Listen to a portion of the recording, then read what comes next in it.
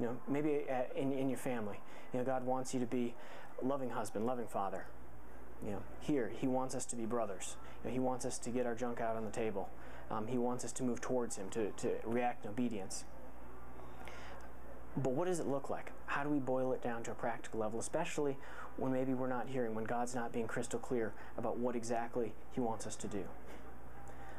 So I just want to share with you guys a couple of things that I identify with in this Gideon story. And the first is if you don't know what to do what you know to do. You know, when Gideon, when God, you know, hits him with this overwhelming demand of just go out and rescue my people, you know, take on this big Midianite army. You know, Gideon responds to that by doing what he knows to do, by seeing something that he can do in obedience, of offering the sacrifice, and God rewards that, and He responds. And then it goes back and forth, and Gideon takes action in obedience, and God responds. And eventually, you know, he ends up there with 300 guys with torches and trumpets, you know, and he's responding. It's a pattern of obedience that we build. And I think for me, you know, it starts out in the small things. With my father-in-law, you know, the first thing I had to do when I started praying about this was I had to call him. And just, I mean, nothing serious, just, hey, are we still up for hunting? Can I still come hunt with you? Is that okay? You know, I remember sitting there, and I was sitting at my desk on a Sunday night, and I remember holding the phone in my hand thinking, you know, I don't really want to do this, because I don't know what he's going to say. It's probably going to be weird, at least on my end, but knowing that was the first step for me to walk into what God wanted me to do. So I did. I called him up, and we didn't talk about anything specific, but it started a dialogue, and so we've been talking the last couple weeks. The second thing, be honest about how you're evaluated in the situation. I think most of the time, when God wants us to do something tough, from our perspective, from my perspective, it doesn't make sense. Now look at Gideon. He had 32,000. God brings it down to 300. You know, that didn't make sense. I think for me, I was looking at the hunting thing from a logistics perspective. You know, I mean, really, the basis of my decision to go or not go was whether or not I had a gun that was sighted or not. You know, I could have gone and talked to Will. I mean, he's got an arsenal. You know, and he informed me of that later.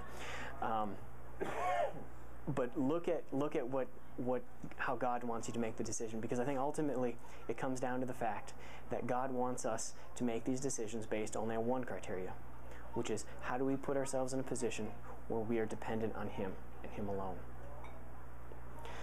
So the third thing is when we get frustrated. When we're not hearing from God, remember what He's done for us. You know, I think about the couple weeks I spent wrestling with this thing. You know, I was frustrated about it. I was like, God, you know, I'm doing all these things.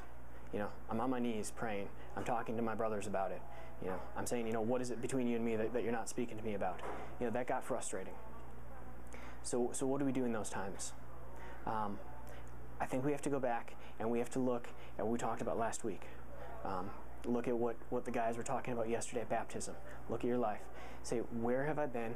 What has God done for me? You know, where has He taken me? What has He done for me? Because our response, the whole reason that we're trying to be obedient, that we're operating out of obedience, is because it's a response to what He's done for us. So we have to look back on that. I think that takes it from a position of frustration to a position of saying, okay, God, I'm going to wait on you because I've seen what you've done in the past, and I trust that you're going to do something in the future. So that's where I found myself. I found myself at First Wednesday, frustrated because I still didn't have a peace about it. You know, I'd made a decision, but I still didn't see where God was. And this is the day before that, you know, originally planned to leave on a Thursday. This is the night before. I decided not to go. I'd called it off. As I was, I don't know, Todd or something clicked. Something clicked. God showed me clearly, you know, what was going on. You know, he presented it as, look, are you willing to trust that even though you don't have a gun, you know, if I tell you to go right now, I'm going to have to provide that. You know, your mother-in-law is not going to be happy because her daughter can't come because it's too late to get off from work. You know, My brother-in-law is going to be in town, so I don't even know if it's going to be a good, bonding time. All these things that I don't know. But despite all that, if God says go, if I say go, that's what God's saying to me. Are you willing to say, yes, I'll go? And Todd challenged us to get down on our knees, and I did. And I wrestled with that. But it was cool because I came to the point where I said, yeah, God, I want to be totally dependent on you. And if you send me, if you say go, it's going to be weird and it's going to be awkward and kind of, I don't know what's going to happen, but I'll do it. And I know at that point I felt the peace, and I knew at that point that that was where God wanted me to be. And He didn't send me. I didn't end up going. But it was that peace, that place where I came to a brokenness. And I think that's what God wants. And when He takes us on these journeys, when we're having a hard time hearing from Him, a lot of the times when we're doing everything we know to do, we're not hearing from Him. What He wants us to do, or what He wants to do, is take us on a journey to where He breaks us of all our decision making, all our rationale, all our logic, everything that we think we can control our lives with, and He brings us to the point where we are dependent on just one thing, on saying, God, I will do what you want me to do no matter what. For me, it was to say, all I got to do is show up and pull the trigger. So that's what I want to talk about tonight. I just want to talk about, where are we with that? So the questions.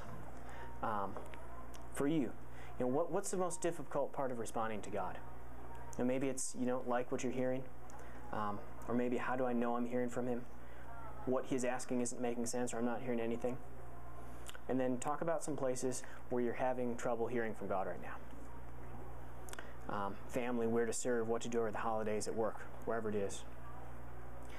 And then, is there an act of obedience that He's told you to do that you're delaying or ignoring? Somewhere that even though you don't know what to do, you can do what you know to do.